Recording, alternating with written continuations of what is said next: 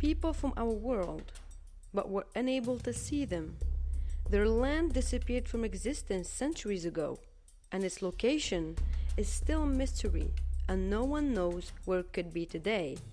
Violent people craving bloodshed, wars, and corruption.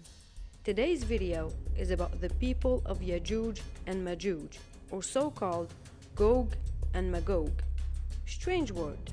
The word means to be dry and to be harsh. Therefore, it describes people that are dry and harsh by nature.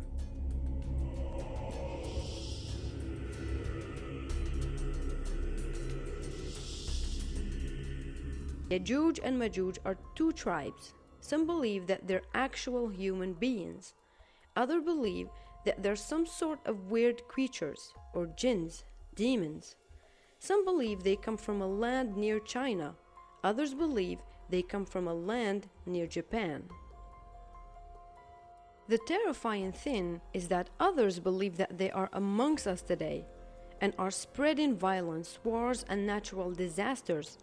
A lot of people actually link the Russian-Ukrainian conflict to Yajuj and Majuj. They also link the drought that hit Europe recently to them. Yajuj and Majuj existence go back to the first earth. They are known for their physical strength, violence, and love for the war and blood. For many years, they'd been spreading terror and corruption and death on earth. No one was able to fight them due to their large numbers and strength. They represented a great danger to literally everything on earth. They traveled the earth, killing, torturing, and burning everything that comes on their way. Yajuj and Majuj existed close to the time of the prophet Musa or Moses, in an era of a great king named Dhul-Qarnayn, the man of two horns. He was called the man of the two horns because of his hat, having two big horns coming out of it. He was a man of great authority, to the point that his kingdom reached almost every inch on earth.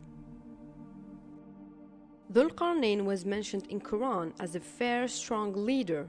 He was loved by all, generous on the good people, and harsh on the bad people. Dhul-Qarnayn used to go around the world to spread justice and peace, until he reached the furthest point on earth. In the Quran, it says that he reached the place where the sun was setting, in a murky pond, which means the sun was setting in a hot lava. No one knows if it's true or not. In this far, far land, Dhul-Qarnayn met a tribe living near the land of Yajuj and Majuj, which is situated near two high mountains. They begged him to save them from the terrors of Yajuj and Majuj. They wanted to pay him large amounts of money for Dhul-Qarnayn and his army to build a wall separating them from the land of Yajuj and Majuj. Dhul-Qarnayn accepted to help, but refused the money. But instead of building a wall to separate the two people, he decided to backfill the entrance between the two mountains where Yajuj and Majuj were coming out of, and bury them and trap them inside. The plan of Dhul-Qarnayn began. First, he and his army chose a strategic place between the two mountains. Second, gathering large amounts of rocks and iron. Third, throw the rocks and iron that were gathered in the gap between the two mountains. Fourth, set on fire the iron in order for it to melt and fill every hole between the rocks. Fifth and last, pour melted copper onto the rocks and iron, which renders the landfill as solid as possible. That's how the people of Yajuj and Majuj were locked away by Dhul-Qarnayn. It is said that they were not able to breach out of the backfilling despite of their strength to this day, even though they've been digging continuously. Why is the world so terrified of them? First, because of the stories told throughout the years about these people. It's been said that the day they'll come out, they'll fill the earth with their armies. It's been said also that their number is too high, and every one human being represents 999 of them. Scary. Second, their reappearance will cause wars, death, injustice and extermination of entire population. One of the scariest things about the reappearance of Yajuj and Majuj, and as it is mentioned in many religious books, is linked to the end of the world and to the end of time. Now, what about their weird name, Yajuj and Majuj? There is a theory that the name Yajuj and Majuj derives from a Chinese proverb, means the continent of horse people, which refers to a tribe in north of China. When it comes to the physical characteristics of Yajuj and Majuj, they are described in many religious texts, saying they have wide faces, small eyes and noses, black hair with red highlights. When it comes to their height, some say they're as tall as palm trees. Others say they're even smaller than dwarfs. Does all of these characteristics remind you of something? Yajuj and Majuj are a lot like people from Eastern Asia, which reinforces the theory that they are originally from China. The biggest mystery that is still unsolved is the location of Yajuj and Majuj.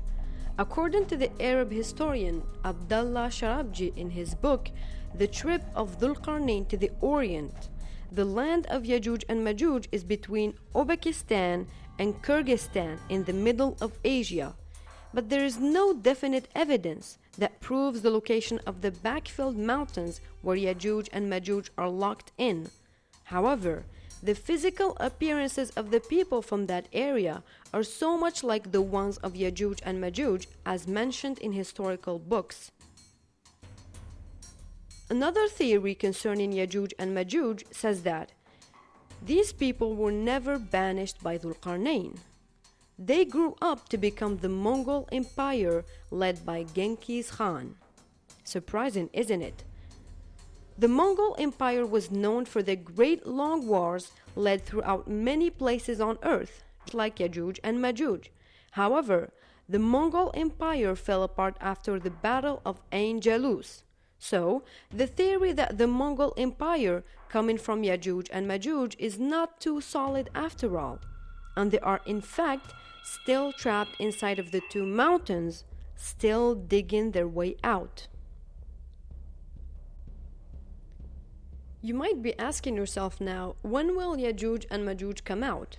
Mysteries are still surrounding Yajuj and Majuj, and the theories that exist today are based on religious books. According to these texts, Yajuj and Majuj have a leader, and every day they are digging up the landfilling in order to come out to the world and get their revenge. At sundown, they stop digging. When they come back next day to continue, they find the landfill back to its place, stronger and more solid than before, and they start digging again, but the same thing happens over and over until the end of the world.